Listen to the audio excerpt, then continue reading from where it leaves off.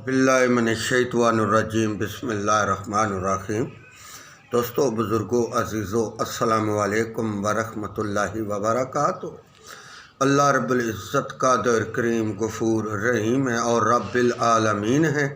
نبی صلی اللہ علیہ وسلم اللہ کے بندے اور اللہ کے رسول ہیں اور رحمت للعالمین ہیں۔ اللہ رب العزت نے حکم فرمایا کہ میرا حکم مانو اور میرے نبی کا حکم مانو اور کسی کا حکم نہ مانو۔ جس سے نبی منع کرے اس سے منع ہو جاؤ اور جس کا نبی کہے وہ کرو۔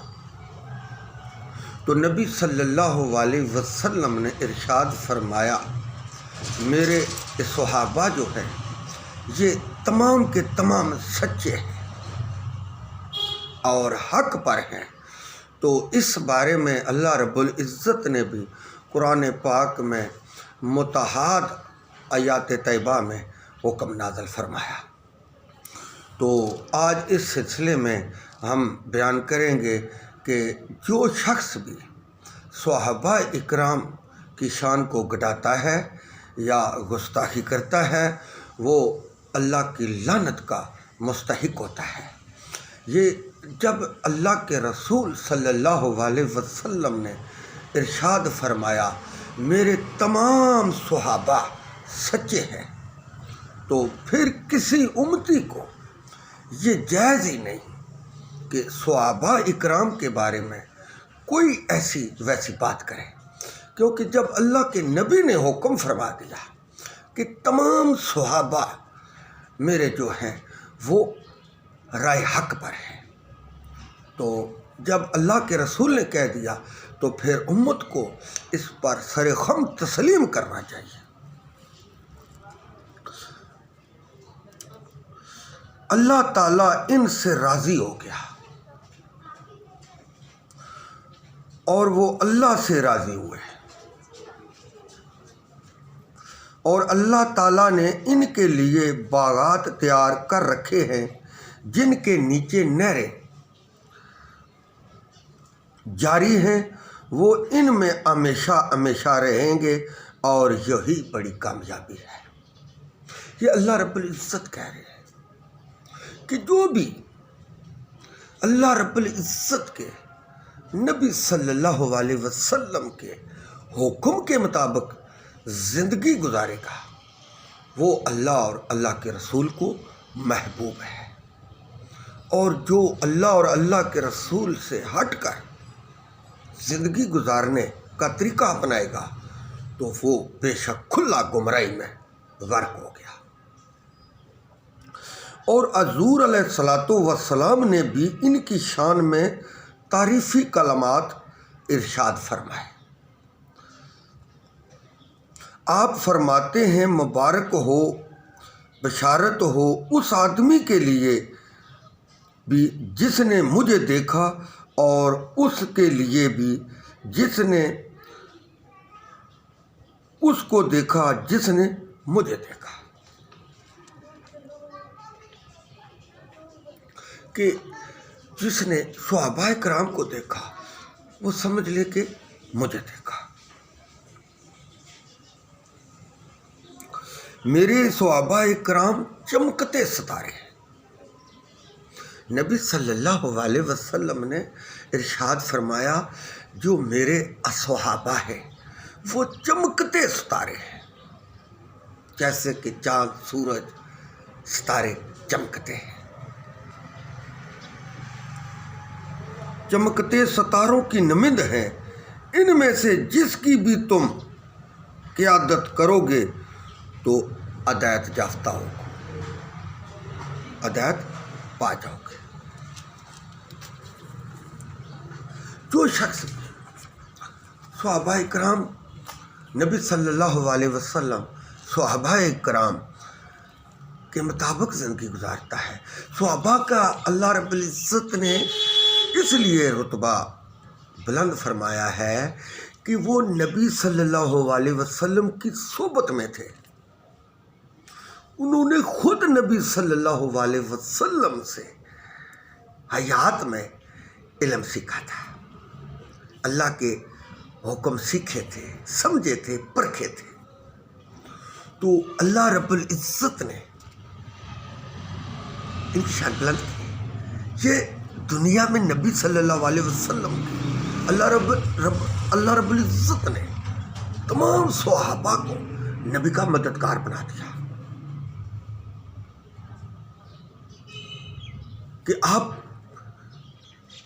میری توحید بیان کرو،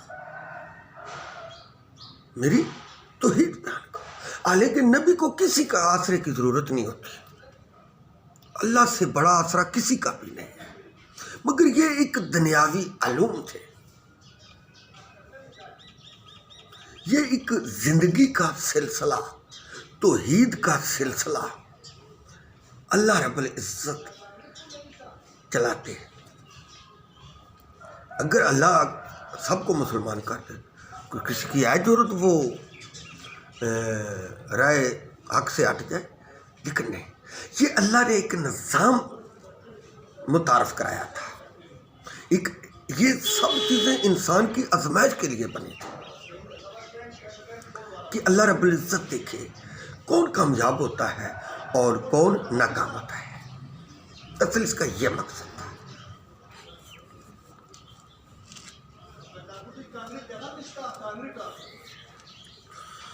بے شک اللہ تعالیٰ نے تمام مخلوق سے مجھے منتخب فرما لیا ہے۔ نبی صلی اللہ علیہ وسلم نے ارشاد فرمایا کہ اللہ رب العزت نے تمام مخلوق میں سے مجھے نبی منتخب کر لیا اور میرے لیے میرے صحابہ کو چن لیا، اور جو نیک آدمی تھے، رائے حق پر چلنے والے، پھسلنے والے نہ ہوں، ان کو اللہ رب العزت نے نبی کے لیے چن لیا۔ اللہ کی مدد ہی نبی کے لیے کافی ہے۔ اے محمد صلی اللہ علیہ وسلم کہہ دیجئے کہ میرے لیے اللہ کافی ہے۔ مگر یہ میں پہلے عرض کر چکا ہوں کہ یہ اللہ نے ایک نظام قدرت بنایا تھا، متعارف کرایا تھا کہ اس طرح انسان کرے گا تو اس کی زندگی بھی آسان ہوتی رہے گی، اور زندگی گزار کے پھر میری طرف لوٹ آئے گا۔ یہ ایک نظام قدرت تھا، یہ ایک نظام قدرت ہے۔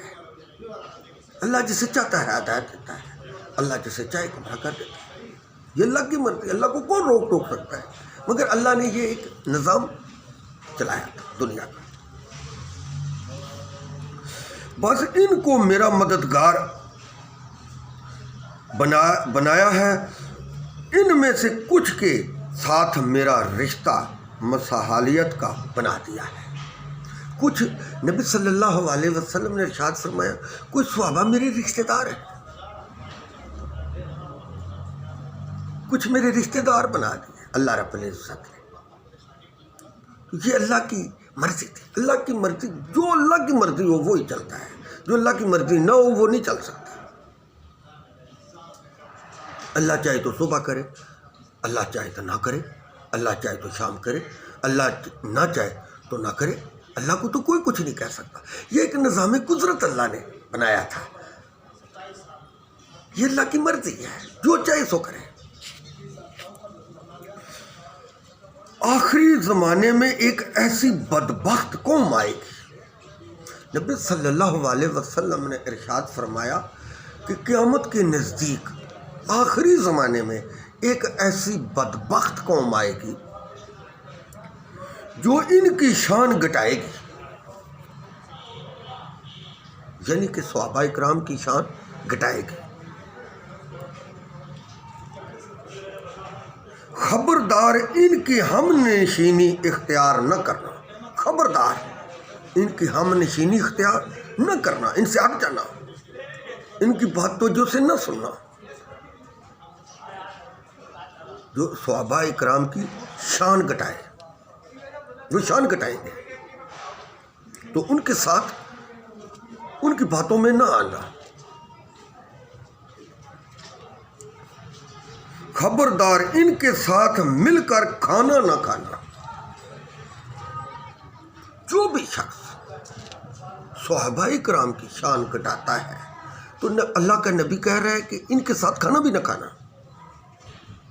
ان کے ساتھ کھانا بھی نہ کھانا، خبردار ان کے ساتھ مل کر پانی نہ پینا۔ یہاں میں ایک بات آپ کو واضح بتا دوں کہ یہ حدیث ان لوگوں کے لیے ہے کہ جو اللہ کے صحابہ کی شان کو گھٹاتا ہے۔ ہم ان لوگوں کی بات کر رہے ہیں۔ پانی نہ پینا ان کے ساتھ، خبردار ان کی بچیوں کے ساتھ نکاح نہ کرنا، ان کی بچیوں کے ساتھ نکاح نہ کرنا، خبردار ان کے ساتھ مل کر نماز نہ پڑھنا، ان کے ساتھ مل کر نماز نہ پڑھنا۔ جو صحابہ اکرام کو برا بلا کے ان کی شان میں گستاخی کریں، ان کی شان گھٹائیں، خبردار ان پر نماز جنازہ نہ پڑھانا، نہ پڑھنا نہ پڑھانا۔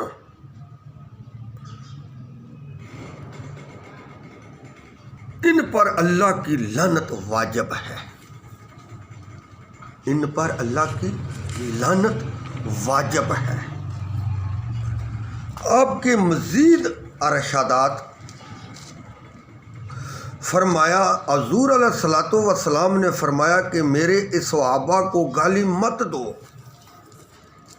میرے اس صحابہ کو گالی مت دو، جس نے ان کو گالی دی اس پر اللہ کی لعنت واجب ہے۔ آپ ذرا دیکھ لیں،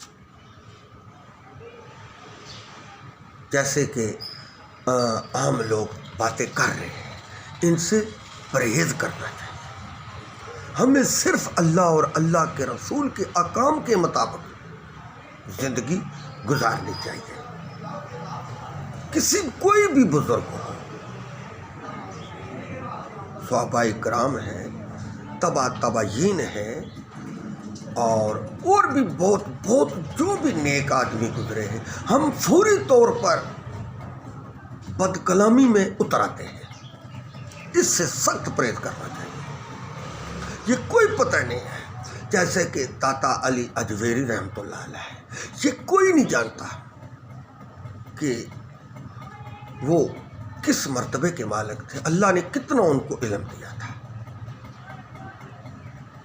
یا ہم یہ ایک الگ بات ہے کہ اوپر چادر چڑھانا یا جہاں جا کے کوئی سجدہ کرنا یا ان کا ذکر و ذکرات کرنا یا کچھ اور کرنا، یہ الگ بات ہے۔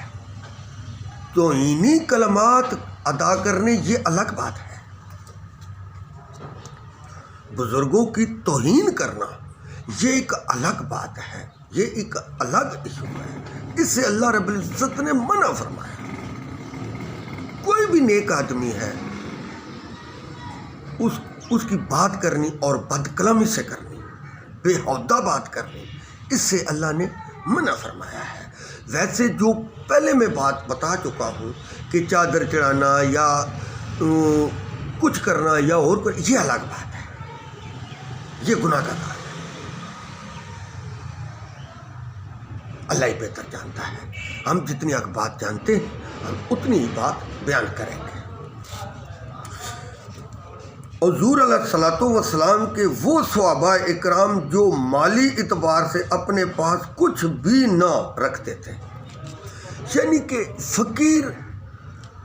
فقیرانہ زندگی گزارتے تھے، جو نبی صلی اللہ علیہ وسلم کے صحابہ تھے، وہ اپنے پاس مال جمع نہیں رکھتے تھے، اگر آتا بھی تو اللہ کے راستے میں خرچ کرتے تھے، جس طرح کہ نبی صلی اللہ علیہ وسلم نے ان کو بتایا تھا۔ تو بعض صحابہ سب کا سب ہی دے دیتے تھے، جیسے کہ حضرت ابو بکر صدیق رضی اللہ تعالی عنہ، تو خود ٹاٹ کا لباس پہن کر نبی صلی اللہ علیہ وسلم کی بارگاہ میں حاضر ہوئے۔ تو فرشتوں کو بھی حکم اللہ رب العزت نے دے دیا کہ آپ بھی آج ٹاٹ کا لباس پہنیں، کیونکہ اللہ کے دوست، اللہ کے صحابہ نے آج ٹاٹ کا لباس پہنا اور سارا مال اپنا میرے راہ میں خرچ کر دیا ہے۔ یہ کتنی بڑی شان کتنی بڑی سعادت کی بات ہے. تو کوئی عام آدمی اٹھ کے کہتے ابو بکر خلیفہ نہیں ہونا چاہیے تھے، فلانا پہلے ہونا چاہیے تھے، ٹمکانا پہلے ہونا چاہیے تھے. چارے خلیفہ راشدین ہیں، یہ نبی کے بعد، نبیوں کے بعد تمام مخلوق سے افضل ہے. لیکن اس فلاح اور غربت کے باوجود انہیں حضور علیہ الصلوۃ والسلام کے ساتھ والہانہ محبت تھی، اور ان کے دل آپ کی محبت سے سرشار تھے، اور وہ ہم وقت نیکیاں کرنے میں ایک دوسرے کے ساتھ مقابلہ کرتے رہتے تھے. بھائی ایک آپ بتائیں کہ حضرت عمر فاروق رضی اللہ تعالی عنہ کے پاس مال بہت زیادہ تھا، تو انہوں نے کہا کہ آج میں ابو بکر صدیق رضی اللہ تعالیٰ عنہ سے نیکیوں میں سے آگے نکل جاؤں گا. اس طرح کرنا گناہ نہیں ہوتا. اس طرح اللہ انسان کے اور دل کو کھولتا ہے. جو اللہ کے راستے میں دل کھول کر لوگوں کو دیتا ہے، مخلوق خدا کا فائدہ سوچتا ہے، تو اللہ تعالیٰ پھر اس کا اور دل منور کر دیتا ہے، اس کے دل میں نور پیدا کر دیتا ہے، اس کے دل سے گندگی سب دور کر دیتا ہے. تو وہ مقابلہ کرتے رہتے تھے. تو وہ لے کر آئے تو حضرت جلدی سے آ گئے. تو نبی صلی اللہ علیہ وسلم نے ارشاد فرمایا اے عمر گھر کے لیے بھی کچھ چھوڑ کے آئے ہو؟ کہ یا رسول اللہ صلی اللہ علیہ وسلم آدھا گھر چھوڑے اور آدھا لے کر آئے. تھوڑی دیر کے بعد حضرت ابو بکر صدیق رضی اللہ تعالیٰ عنہ تشریف لائے اور نبی رسالت میں آپ صلی اللہ علیہ وسلم کی بارگاہ میں حاضر ہوئے. تو نبی صلی اللہ علیہ وسلم نے پوچھا ابو بکر گھر کے لیے بھی کوئی مال چھوڑ کر؟ یا رسول اللہ اور اللہ کے رسول ہی گھر میں چھوڑ کر آئے. تو حضرت عمر پھر یہ کہنے سے رہ نہ سکے کہ ابو بکر صدیق سے نیکیوں میں کوئی بھی بد نہیں سکتا. تو وہ نیکی کے کاموں میں مقابلہ کرتے تھے. ہم برائیوں کے مقابلے میں مقابلہ کرتے ہیں کہ برائی سے زیادہ آگے کون ہوگا. سب کا میں نہیں کہتا، اکثر میں یہی ہمارے پاکستان میں یہی کام ہو رہا ہے. مقابلہ برائی کا اس طرح ہوتا ہے کہ ایک آدمی برائی کرتا ہے، اس کو کوئی روکتا نہیں، اس کو کوئی روکتا نہیں، برا تک نہیں کہتا، بھلا تک نہیں کہتا، سب نہیں اکثر. تو اس سے برائی پھیلتی ہے. نیکی کا مقابلہ کرو گے، ایک نے کنواں کھدوایا، دعا جا کے دوسرے گاؤں میں کھدوا دے، تیسرا جا کے تیسرے گاؤں میں کھدوا دے. تو یہ اس طرح کا مقابلہ کرتے تھے. مقابلہ ان کا یہ ہوتا تھا کہ اللہ کی مخلوق کو فائدہ ہی فائدہ پہنچے.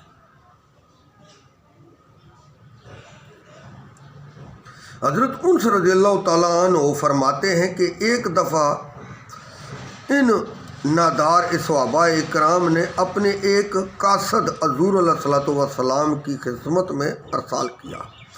وہ ان کی طرف سے حضور علیہ الصلوۃ والسلام کی بارگاہ میں حاضر ہوا تو عرض کی کہ مجھے آپ کے مخلص اور غریب غلاموں نے آپ کی طرف بھیجا ہے.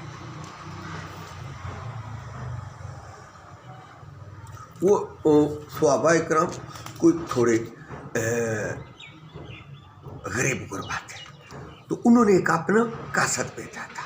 تو نبی صلی اللہ علیہ وسلم نے ان کے حق میں دعا فرمائی. صحابہ اکرام کے بارے میں تمام بات کرنے سے پہلے میں آپ کو ایک بات بتا دوں، جتنے بھی صحابہ اکرام یا صحابیہ ہیں وہ تمام نیک تھے، تمام کے تمام. ان میں کوئی شرک والا کام نہیں تھا، کوئی بدعت والا کام نہیں تھا، کچھ نہیں تھا، کیونکہ وہ نبی صلی اللہ علیہ وسلم کی صحبت اختیار کی ہوئی تھی.